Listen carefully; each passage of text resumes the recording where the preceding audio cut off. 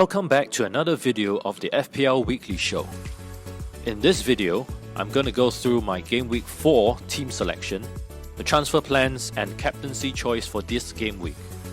So before we begin, if you find this video useful, be sure to give it a like, and if you're new here, do hit the subscribe button and the notification bell.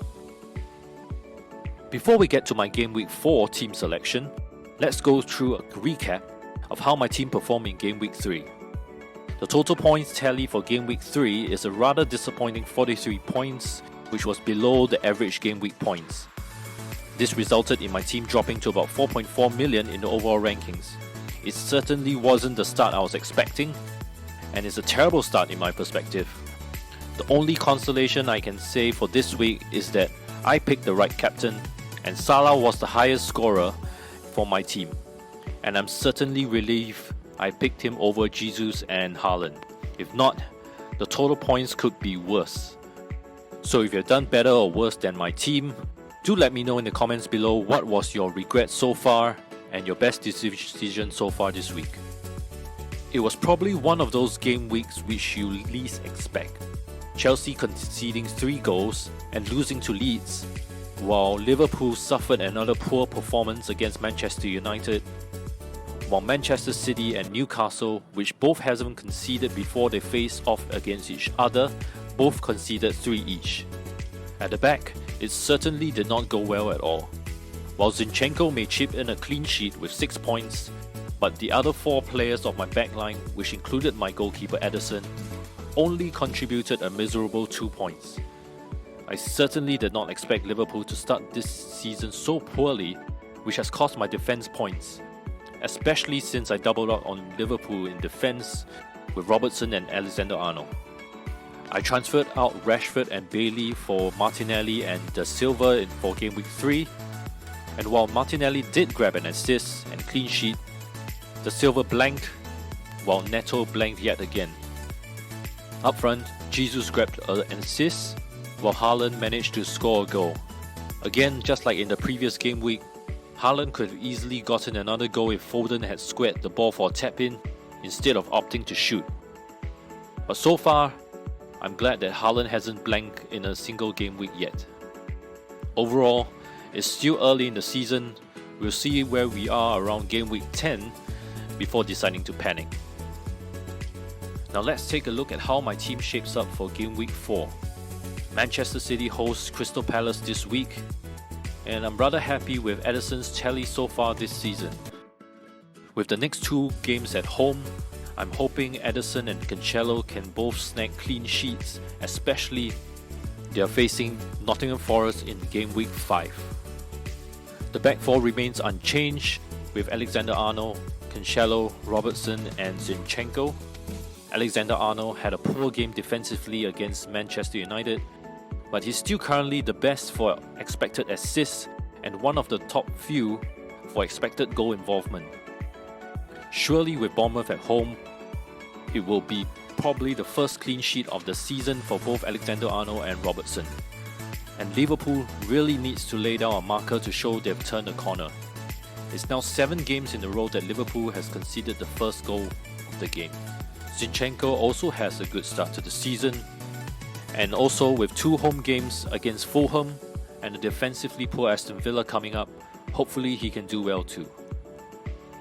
In midfield, it's Salah, Da Silva, Martinelli, and for this week, Rodrigo is the new addition who replaces a poor performing Pedro Neto. Salah gets the captain's armband for this game week against Bournemouth, and Salah was pretty lucky to grab a goal in the last game despite a poor team performance. But against Bournemouth, I expect Liverpool to win this comfortably, and because midfielders get an extra points for goals and an extra point for clean sheet, he was ultimately the deciding factor in going for Salah instead of Jesus. And looking around at who other FPL managers are going to captain, it seems that Salah is the consensus, and a lot of managers are expecting a convincing Liverpool victory. Martinelli has been one of the standout performers so far this season, and with returns in all 3 games played.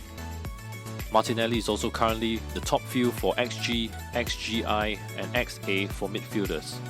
Even now at 6.4 million, I still think he's worth it, and with 2.4 million in the bank last game week, it was finally time to start upgrading my midfield. So I moved for Rodrigo at 6.2 million in exchange for Pedro Neto. The only other player I was considering to replace Neto with was Jack Harrison. The two of them were 3rd and 4th in XGI behind Zaha and De Bruyne.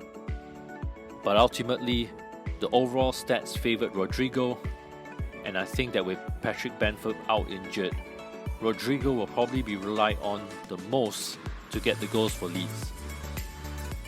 Up front is Erling Haaland and Gabriel Jesus, while Jesus is also the vice-captain for this week.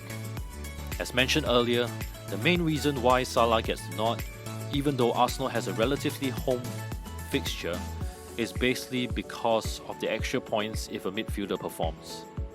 There's no question that the arrival of Jesus has definitely improved the movement and quality of Arsenal's attack, but ultimately, with such high ownership, the difference to improve overall ranking isn't there unless you captain him when he does well. And as for Haaland, Pep mentioned this week that Haaland won't be playing every 3 games, and Julian Alvarez will likely to be rotated in. This makes selecting Haaland in the team a bit tricky. I expect him to start this weekend, but he may miss the Game Week 5 game against Nottingham Forest. It'll definitely be tricky if Pep keeps rotating as often as he plans to do so. And don't forget, Champions League is about to start soon as well. So I may consider switching Haaland to Kane in Game Week 5 or 6 as a safer option.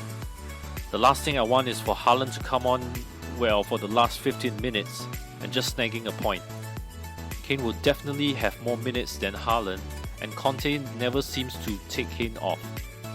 So that's one position I'm considering between Haaland and Kane again. The other probable transfer I'm considering is probably Reece James or Perisic in for Robertson. But we'll see. Hopefully in the meantime, James gets deployed more as a right centre back than right wing back, so that his price doesn't surge too much. Anyway, to finish off, on the bench, it remains Ward Andreas, Neco Williams and Archer, and there's still 1.6 million in the bank left to use. It's just even if I want to use the money to get an 8 million midfielder, it seems so far they haven't really proven their worth. All the 8 million midfielders are somewhat underperforming. Your Mounts, Saka. It just seems that the 6 million midfielder range is the new 8 million instead. Let me know in the comments below how your Game Week 3 went and how your Game Week 4 is shaping up. And if you enjoyed the content so far, don't forget to hit the subscribe button to support the channel.